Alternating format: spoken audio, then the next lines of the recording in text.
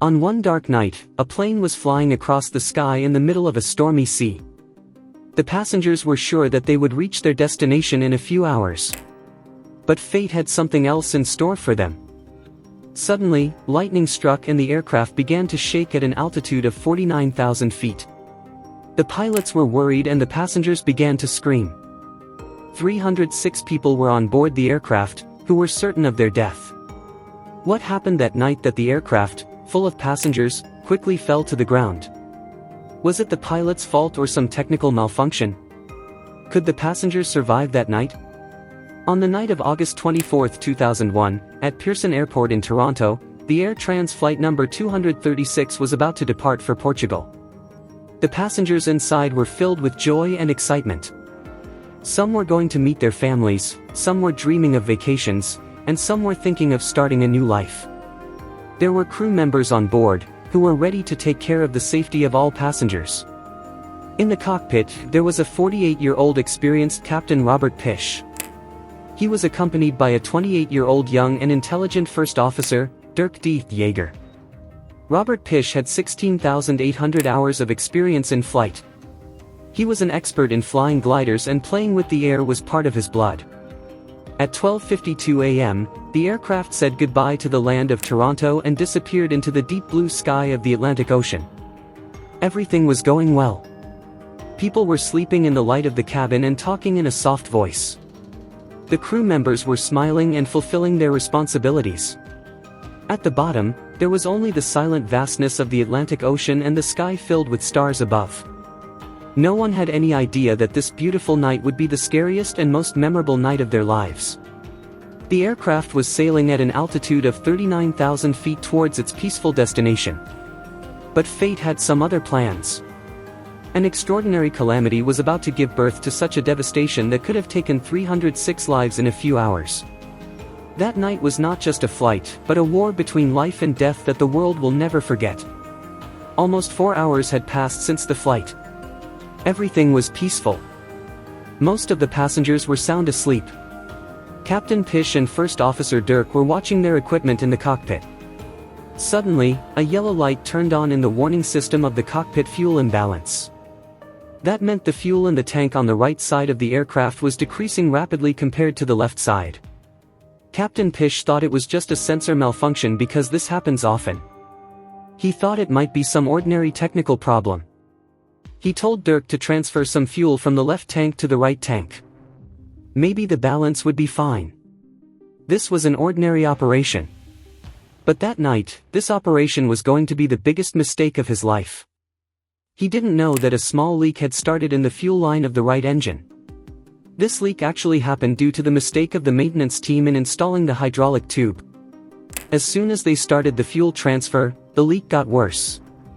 Every minute, about 13 liters of jet fuel was being wasted in the cold air. In the last part of the cabin, an air hostess sensed a slight smell of fuel. But there was nothing visible outside in the dark of the night. She thought it might be the smell of something else. The crew in the cockpit was also unaware that their aircraft was slowly spilling its blood. Dear friends, that peaceful night had now become a scary mission where every moment was precious. For the next 30 minutes, there was confusion in the cockpit. The fuel gauge needles were falling down at an extraordinary speed. First Officer Dirk was calculating again and again. But every time, the result was shocking. The fuel was decreasing at an alarming rate. He told the captain, "Sir, something is wrong. The fuel is decreasing as if someone is drinking it. I think there is a leakage somewhere." Captain Pish was also worried. But he had no other option. At thousands of feet below, only the Atlantic Ocean was visible. Soon another alarm went off: engine oil temperature high, oil pressure low. This was a warning for the right engine. Due to the fuel leak, the engine system was being affected. Captain Pish immediately contacted Air Traffic Control. "This is Air Trans 236. We suspect a fuel leak. We need permission to divert to the nearest airbase immediately."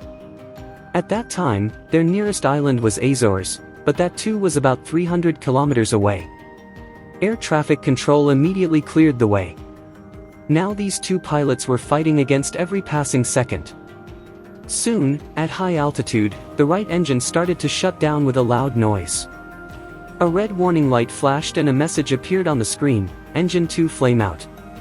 The plane tilted slightly to the right. There was a slight shake in the cabin and the awake passengers became worried. The captain stabilized the aircraft. Now only one engine was left, the left engine. They hoped they would reach Azores with this engine. But just minutes later, the left engine of the plane also shut down. And now the plane was gliding silently in the air. The 300,000 kilograms Airbus had now become just a massive glider, descending about 2,000 feet every minute. There was a silence like death in the cockpit. There was no fear on Captain Pish's face, but a strange calmness. He looked at Dirk and said, "We have lost both engines." Dirk answered, "We are gliding." They had only limited time. If they did not reach land soon, everything would be over. But Captain Pish was not going to give up. He was a glider pilot. He knew how to control the air. He deployed the ram air turbine, which rotates under air pressure and generates emergency electricity. This allowed some of the essential instruments to start working again.